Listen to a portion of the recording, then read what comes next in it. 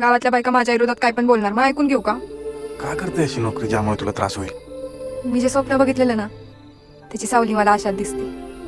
गावांच्या गल्ल्यातून फिरताना, लोकांशी बोलताना, लोकांना माहिती सांगताना मला असं वाटतं हे काम जर देशासाठी असेल तर त्यात माझा छोटा वाटा असन की. राम राम. काय?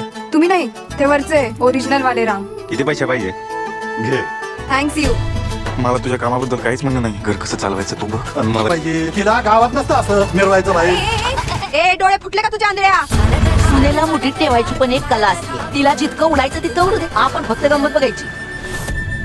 माझं नाव कमला आहे. हे दुखणं सहन होत नाहीये. तू कर ना काहीतरी.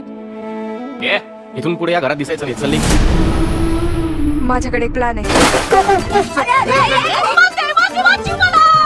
तू गरोदर आहे कसं? हे असं चाललं थुत्तार घेऊन असं असं कसं पदर घ्या डोक्यावर, चांगलं तोंड झाकून घे. पदरवर घ्यायचा नाही. तुला केवढं माझ्याशी जर कुणी वाकडत गेलं तर मी कुणाची खैर करणार नाही. आणि तुझ्या साडेवाल्या बहिणी तुला शिकवलं नसतं. कुटुंबामध्ये नोकरी घुसवते तू.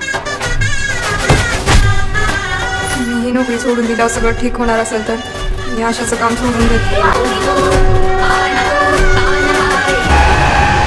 हे सगळं तू सुरू केलेस आणि आता शेवट पण तू करायचं.